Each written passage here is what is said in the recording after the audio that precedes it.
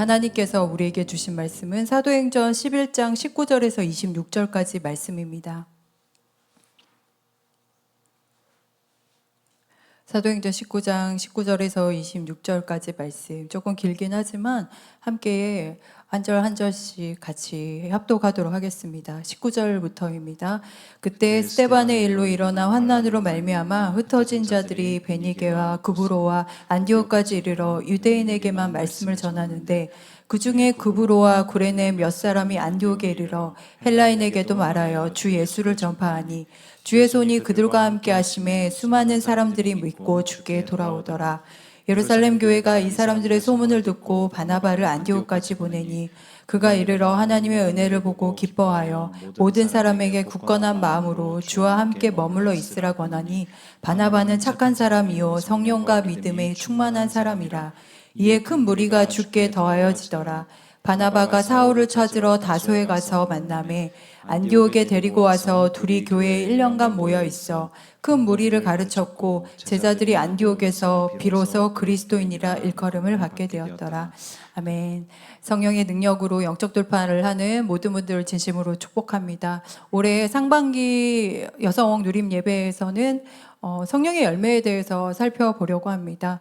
하나님께서 교회를 세워나가도록 은사를 주셨죠. 근데 그 은사가 제대로 발현하기 위해서는 무조건 같이 받쳐줘야 되는 그릇 같은 존재가 바로 성령의 열매입니다. 성령의 열매를 우리가 훈련하지 않고서는, 다른 말로 하면 예수님의 성품을 닮아가지 않고서는 우리에게 주신 은사를 탁월하게 풀어갈 수 없습니다. 우리가 내일 기도회에서 본격적으로 성령의 은사에 대해서 이야기를 나누고 함께 기도를 하고, 성령의 은사, 이미 주신 은사를 이제 발견하는 시간을 갖죠. 하나님께서 성령의 열매 그리고 은사에 대해서 계속 우리 교회에서 풀어가게 하시고 보여주시고 인식시켜 주시고, 이 모든 과정들이 결국에 꿈꾸는 교회를 향한 하나님의 뜻과 마음이 있다는 뜻입니다. 그리고 그 꿈꾸는 교회 각 지체로서 우리의 부르심의 자리에서 하나님께서 또 깨닫기를 원하시는 것, 풀어가기를 원하시는 게 무엇인지 발견하라고 우리를 불러줄 줄 믿습니다. 우리는 이미 하나님께서 새로운 피조물로 칭해 주셨죠. 칭해 주셨고, 이제는 새로운 피조물로 살아가는 그런 가능성을 우리가 배워갑니다. 그래서 예전의 모습이 아니라 나와 타인과 그리고 세상과의 관계를 어우러지면서 새 사람으로 살아가는 모습을 이제는 저희가 배워갑니다. 그렇다면 성도님들께 한번 질문을 드려볼게요. 질문을. 나는, 그러니까 나 자신은 좋은 사람이십니까? 좋은 사람이세요? 좋은 사람이세요? 그러면 또 질문을 드려볼게요. 나에게는, 내 주위에는 좋은 사람이 있습니까? 좋은 사람이 있습니까? 할 때 딱 떠오르는 사람이 있습니까? 만약에 나는 좋은 사람이 있습니다. 내가 좋은 사람인지 잘 모르겠는데 그래도 나한테는 내 주위에, 내 옆엔 좋은 사람이 있네요. 딱 떠오르는 게 있다면 진짜 행운이십니다.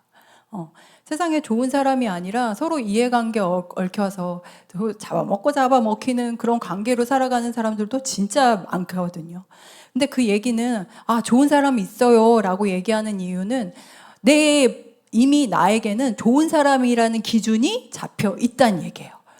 나에게 있어서 좋은 사람은 이런 사람이야 라는 기준이 잡혀 있다는 뜻입니다. 보통 우리가 좋은 사람이라고 얘기하면은 되게 착한 사람을 말하죠. 착한 사람을 말하기도 하고, 또 한편으로는 속과 겉이 투명한 사람, 그러니까 말과 행동이 일치한 사람 말하는 기도 하죠. 말은 이렇게 하는데 행동은 또 다르게 해. 그러면은 저 사람하고 말을 섞기가 되게 걱정되는 것도 있고 불안하기도 하고 믿지 못하는 것이 많을 겁니다.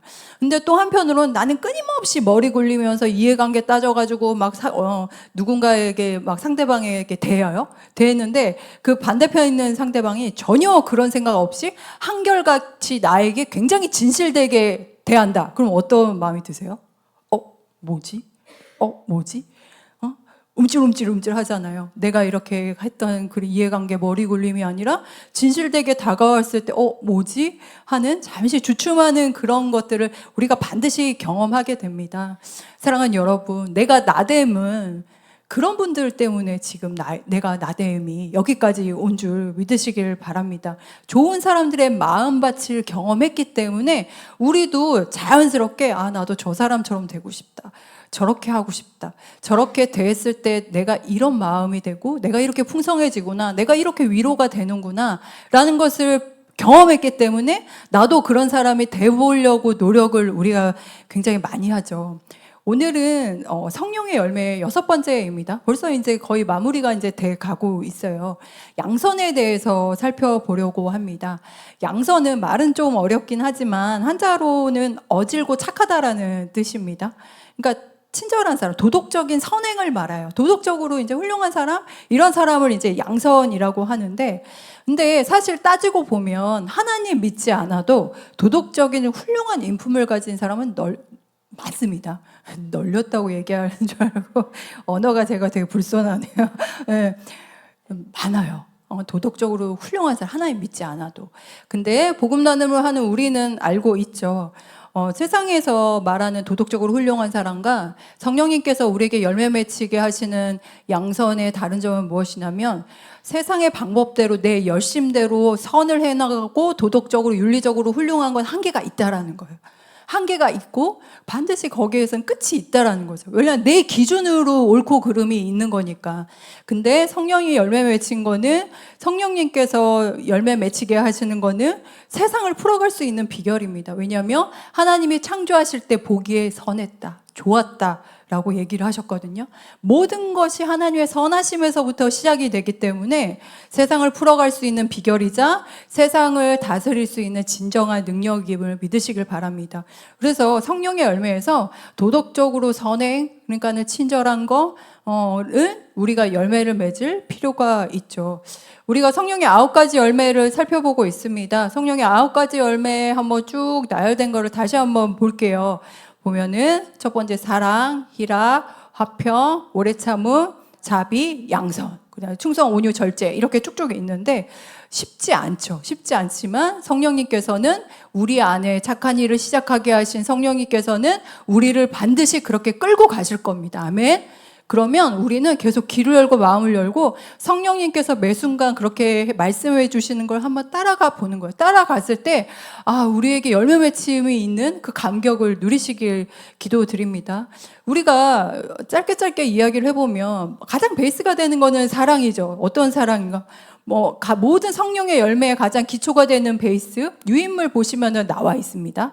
베이스인데 이거는 단번에 모든 것을 내어주신 그 사랑을 경험한 자로서 어디를 가든지 다 나를 내어줄 수 있는 능력이 생기는 거예요. 나를 내어주는 거. 나를 뒷받침해주고 계시는 하나님이 계시기 때문에 나를 내어주는 게 두렵지 않습니다. 그렇게 성령님께서 우리를 끌고 가시는데 이렇게 내어드리다 보면은 한계의 지점이 있고 뭔가 풀어야 되는 지점 이런 문제들이 막 보이는 거예요. 그 문제에서 다르게 창조적으로 풀어갈 수 있는 기쁨의 영성 또한 회복시켜 주십니다. 하나님의 자리에 내 자리를 분별하며 이렇게 가로막혀 있고 한계가 있는 지점에서 하나님이 어떻게 이제 풀어가실까에 대한 이제 열매가 막 생겨나기 시작하죠. 그 가운데 또 어그러지고 분열이 있고 갈등이 있고 문제가 해결돼야 되는 것을 보고 그 안에서 뛰어들 수 있는 화평의 열매가 또한 생기고 그 가운데서 우리 안에도 도저히 이건 용납할 수 없어라는 발작 버튼이 우리 안에 있잖아요.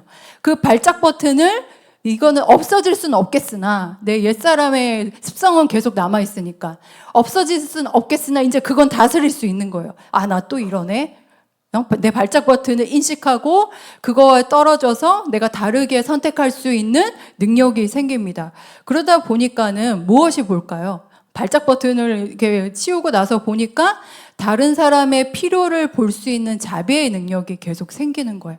그러니까 성령의 능력은 끊임없이 나에게 고여있는 것들을 벗어나서 이 자리가 좁사오니에서 벗어나서 끊임없이 주변을 향하게 우리를 잠시도 가만히 두지 못하게 합니다. 그 가운데 오늘 6번째 성령의 열매의 양선에 대해서 이야기를 하는데 한 가지 메시지입니다. 양선은 행동으로 드러나는 믿음 인데 요 양선 행동으로 드러나는 믿음이라는 제목으로 말씀을 나누고 함께 기도하도록 하겠습니다. 하나님이 세상을 창조하실 때 말씀으로 창조를 하셨죠. 말씀으로 선포를 하셨더니 그대로 이루어졌습니다. 그래서 빛이 있으라라고 말씀하셨고 빛이 생겼을 때 하나님이 보시기에 좋았습니다. 선은 성령의 열매에서 선은 하나님 보시기에 좋은 거예요. 하나님 보시기에 좋았더라라는 게 바로 선입니다. 그리고 나서 마지막으로 하나님이 당신의 형상으로 인간을 만드셨죠. 그러고서 매우 황홀할 정도로 매우 기뻐하셨어요. 하나님의 형상다운 인간이 바로 선입니다. 그리고 인간에게는 너무나 귀하게 여기시고 어여삐 여기시고 황홀할 정도로 좋아하신 그 인간이 당신을 닮았기 때문에 어떤 특권을 주셨나? 말의 권세를 주셨어요. 말의 권세. 그래서 우리 또한 하나님이 주신 권세를 가지고 말할 때 말의 열매를 통해서 하나님이 열매 맺게 해주신 특권을 주셨습니다. 그런데 여기에서 우리에게 부탁을 하신 게 있습니다. 창세기에 보면은 두 가지를 이야기를 하셨죠. 크게 에덴 동산의 모든 거 다 누려라. 내가 준 거 다 누려라. 그래서 우리는 누려야 되는 것이 우리의 정체성입니다. 아멘. 우리는 누려야 합니다. 주신 것이 무엇인지 발견하고 누려야 되고, 그리고 두 번째로는 하나님이 창조하신 모든 것을 돌봐달라고 우리에게 부탁하셨어요. 그래서 나의 정체성이 누리는 것이고 돌봐주고 보살피는 것이 하나님이 새로 우리의 정체성으로서 해야 될 우리의 역할이라고 하셨습니다. 근데 그 가운데 하나님이 가운데 에덴 동산 중간에 굉장히 중요한 걸 딱 심어주셨어요. 그게 무엇이냐면 선과 악을 알게 하는 나무를 주셨어요. 생명나무랑 선과 악을 알게 하는 나무를 주셨는데 그게 바로 안정장치입니다. 왜 하나님께서는 선과 악을 알게 하는 나무를 동산 한가운데 두시고서 이거는 내 영역이야 라고 얘기하셨을까요? 우리가 삶을 살아가면서 옳고 그름의 기준, 선과 악의 기준은 철저히 하나님의 영역이라는 걸 기억하고 살라는 겁니다. 왜 하나님의 영역으로 옳고 그름의 기준을 하나님의 영역으로 두셨을까요? 우린 모두 다 저마다 옳고 그름의 기준이 있어요. 그리고 선과 악의 기준이 있어요. 근데 이 모든 거를 다 처음부터 분명하게 옳고 그름의 기준, 선과 악의 기준을 하나님의 영역으로 두신 이유. 내가 옳은 것과 저 사람의 옳은 게 다르고 내가 선한 것과 저 사람의 선한 것이 달라요. 그러다 보면 무슨 일이 일어날까요? 우리는 인간 역사에서 계속 보잖아요. 싸움과 분열밖에 일어나지 않습니다. 그래서 하나님은 철저하게 선하고 악한 것의 기준은 당신의 영역으로 두시고 그 영역을 인식하고 살아가는 안정장치를 가운데 딱 심어주시고 모든 것을 누리고 그리고 하나님의 영상으로 잘 돌봐줘 부탁을 하셨어요. 사랑하는 여러분, 한번 질문 드려봅니다. 삶을 살아가시면서 성도님들 내 기준에 옳고 그름으로 살아가십니까? 아니면 매일의 삶에서 하나님의 선하심의 기준을 잡고 옳고 그름을 선택을 하며 살아가십니까? 오늘 양선에 대해서 이야기를 할 때 양선에 설명할 때 가장 대표적인 인물 중에 하나가 바로 바나바입니다. 사도행전에 등장하는 바나바인데 바나바는 초대교회에서 핵심적인 지도자 중에서 매우 중요한 지도자입니다. 성경에서 바나바를 막 소개를 막 해주고 싶어서 막 난리를 치신 있어요. 여기에 사도행전 11장 24절에서 이렇게 얘기를 합니다. 함께 합독하도록 하겠습니다. 바나바는 착한 사람이요 성령과 믿음이 충만한 사람이라 이에 큰 무리가 주께 더하여지더라. 바나바는 착한 사람이래요. 근데 이렇게 생각할 수 있지. 착한 사람, 내가 생각하는 그런 착한 사람으로 생각할 수 있는데 성경에서 더 이야기를 하죠. 착한 사람인데 뭐에 대한 착한 사람? 성령과 믿음이 충만한 사람이래요. 그러니까 하나님의 보시기에 하나님의 선하신 기준에 봤을 때도 하나님이 착한 사람이라는 거예요. 그랬더니 하나님께서 이 사람을 통해서 부어주시는 은혜가 무엇이냐면 큰 무리가 주께 더하여졌다라고 이야기를 합니다. 성령이 하나님의 선하신 기준에 의해서 착해진 사람은 철저하게 처음부터 날 때부터 착하고 선한 사람이 아닙니다. 여기서 말하는 성령과 믿음이 충만해서 착한 사람은 철저하게 깎이고 훈련된 결과입니다. 옛사람으로서 하나님의 성품에 옳고 그름의 기준대로 살지 않죠. 근데 성령님이 보시기에도 선하고 착한 사람이란 얘기는 이 사람이 여기에 말씀에는 등장하진 않지만 끊임없이 하나님의 기준에 맞춰서 살아가려고 하는, 그리고 하나님께 자기의 주도권을 내어놓을 준비가 되어 있는 되어 있는 사람이기 때문에 하나님 보시기에 착하다라고 선하다라고 이야기를 합니다. 바나바가 교회사적으로 진짜 중요한 게 무엇이냐면 성령이 이동하는 그 흐름을 이 양선의 열매를 가지고 있는 사람이 캐치해서 공동체가 함께 갈 수 있도록 막 용기를 북돋아주고 그 흐름을 같이 갈 수 있도록 앞장섰던 사람이기 때문입니다. 바나바가 얼마나 중요한 사람이냐면 교회에 이제 요즘 말로 하면 목사였죠. 목사예요. 사역자였어요. 근데 그 당시가 막 핍박이 넘쳐나서 사람들이 뿔뿔이 흩어져 있었던, 예수를 믿는 자들을 다 잡아 죽이던 그 시절이었고, 그리고 새로운 성령님께서 역사하신 새로운 시즌을 맞이했던 사람이었습니다. 왜냐하면 바나바 전까지 초대 교회에서 가장 핵심적인 교회가 어느 교회였을까요? 당연히 예수님의 수제자가 있었던 예루살렘을 중심으로 생겨난 교회가 핵심적인 교회였겠죠. 그래서 예루살렘 교회의 지도자였던 예수님의 형제였던 야고보랑 베드로가 리더자였던 예루살렘 교회가 구심점이 되어서 초대교회가 막 생겨났어요. 그래서 사람들이 봤을 때는 예루살렘 교회에 그 유명한 베드로와 야고보가 있어?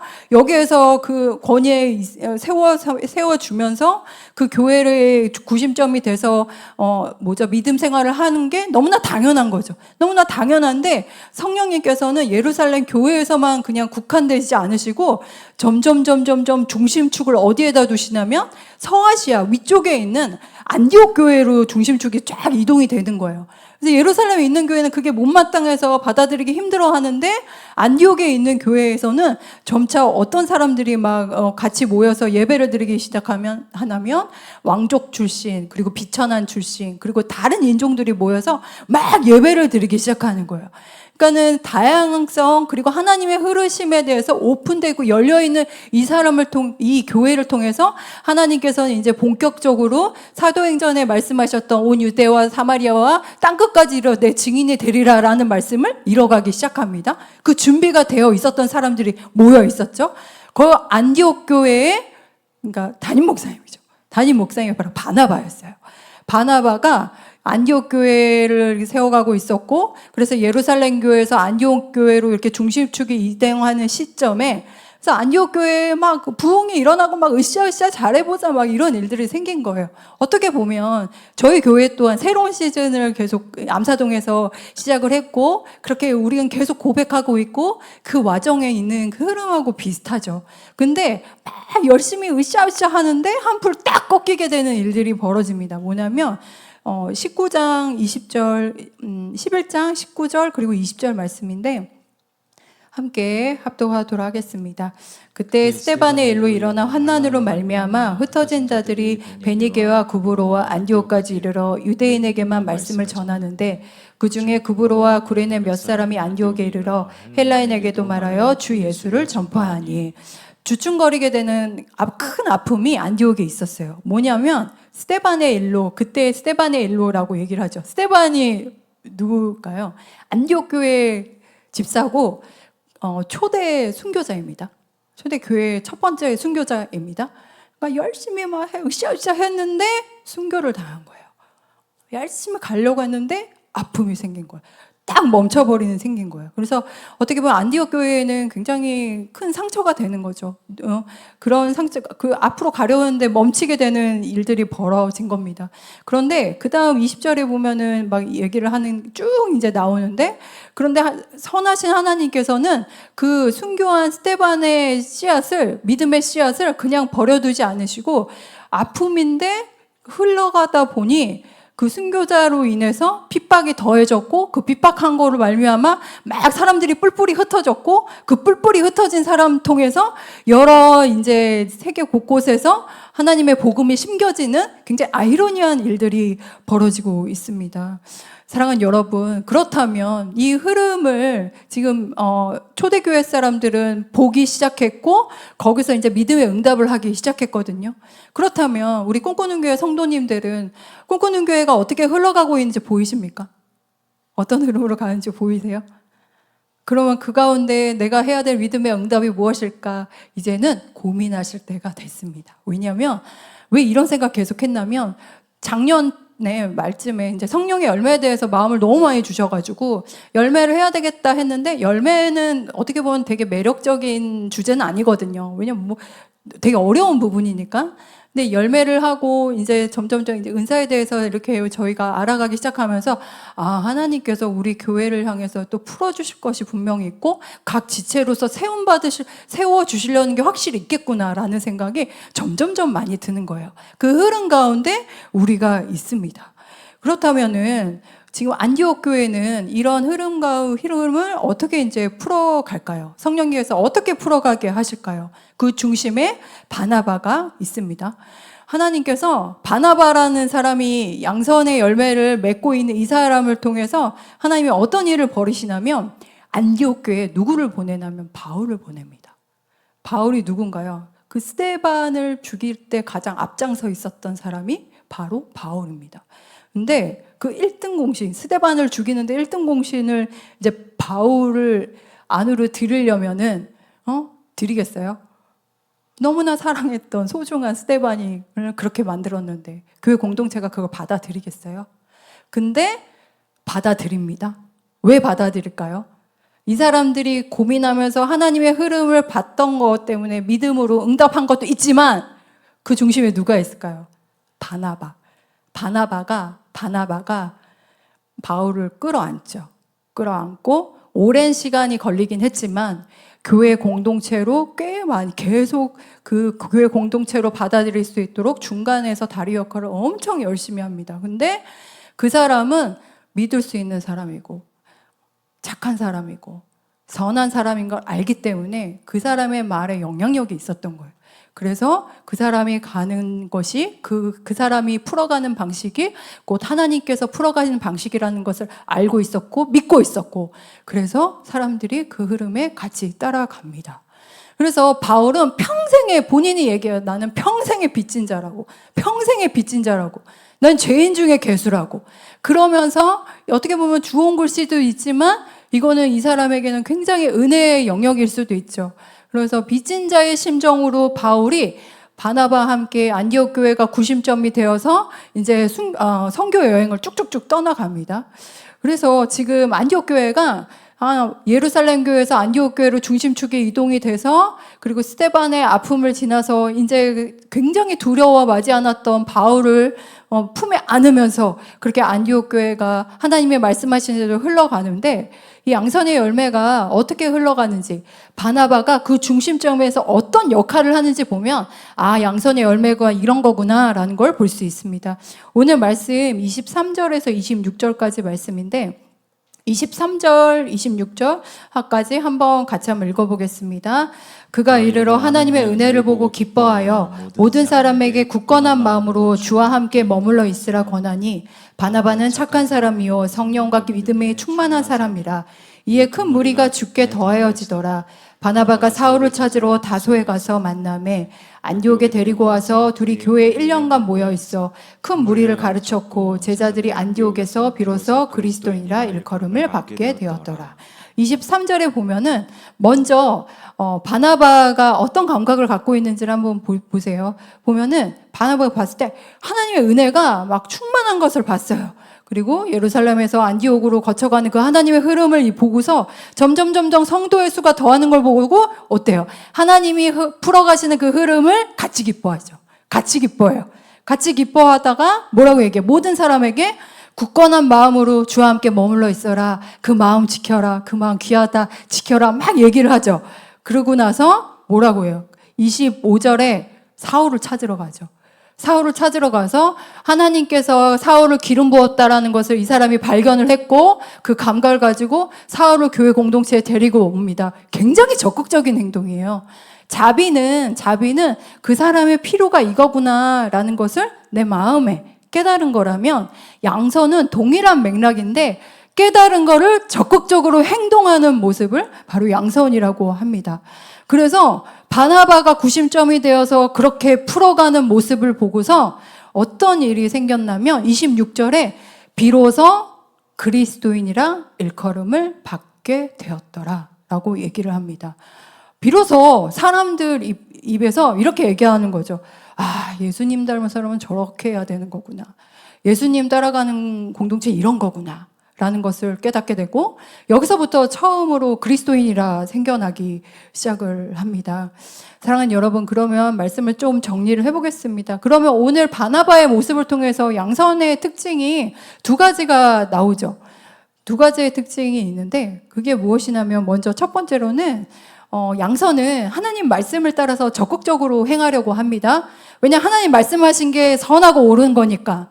선하고 옳은 거니까. 그것을 너무나 잘 아니까. 그래서 착한 일, 내 안에 착한 일을 시작하신 그 성령님이 우리 마음을 주장하시는 대로 적극적으로 행동을 하려고 하는 준비가 되어 있죠. 그래서 자비와 양선 세트로 같이 간다. 자비는 필요를 볼 수 있는 감각인데, 양선은 그 필요한 감각을 가지고 구체적으로 행동하는 모습이다라고 얘기를 했어요. 그래서 선한 도구가 되어서 살아간 사람, 하나님이 나를 되게 착하게 만들어주셨고 나 되게 괜찮은 사람 만들어주셨구나 라는 그 열매를 누릴 수 있는 사람은 이렇게 고백을 합니다. 시편 136편 1절에 이렇게 고백을 하는데, 같이 한번 고백해 보겠습니다. 시작. 여호와께 감사하라. 그는 선하시며 그 인자하심이 영원함이로구나. 아멘. 이렇게 얘기를 하죠. 하나님은 선하시구나. 하나님 감사합니다. 저를 선한 사람, 좋은 사람으로 만들어주시고 그 공간에 나를 불러주셔 감사합니다 라고 고백을 할 수 있습니다. 그리고 두 번째 특징은 뭘까요? 두 번째 특징은 양선은 현재 하나님의 흐름을 분별할 수 있는 지혜가 생깁니다. 하나님의 선하심의 기준, 옳고 그름의 기준, 그것은 철저히 하나님의 영역이기 때문에 그 하나님의 기준을 잡고 가는 사람은 당연히 이 삶을 풀어가는 데 있어서 지혜를 발견하게 되고, 그 경험이 이제 쌓이게 되죠. 그래서 하나님의 선하심을 배우고 닮아가게 됩니다. 그렇다면 저희가 말씀을 이제 같이 믿음의 응답을 하는 것들을 좀 나누고 기도를 할 텐데요. 그렇다면 사랑하는 여러분, 우리가 해야 할 믿음의 응답이 무엇일까요? 매 순간 가장 그래서 되게 간절하게 기도하는 모습들, 기도들이 있습니다. 계속 이제 상상을 하는 거예요. 꿈꾸는 교회 성도님들 오고 가는 모습들을 보면서 이분들이 우리 교회의 곳곳에 어디 부분에 심겨졌을 때 가장 선하게 하나님의 형상이 탁월하게 풀어지실 수 있을까?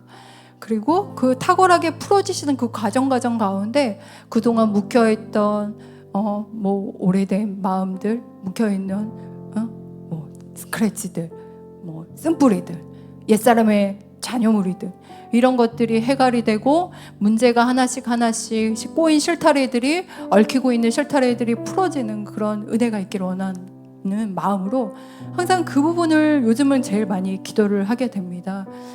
그렇다면 우리가 해야 될 믿음의 응답은 무엇일까요? 먼저 첫 번째로 사랑하는 여러분, 하나님의 말씀의 선하심을, 그 기준을 믿고 살아가길 기도드립니다. 하나님의 말씀은 우리를 살 수 있는 길로, 우리를 생명의 길로 불러주셨습니다. 하나님이 우리를 다 누리라고 하셨죠. 그리고 우리에게 부탁하셨습니다. 우리에게 하나님의 형상으로서 우리에게 주어진 것들, 부르심의 자리를 잘 돌봐달라고 우리에게 부탁을 하셨습니다.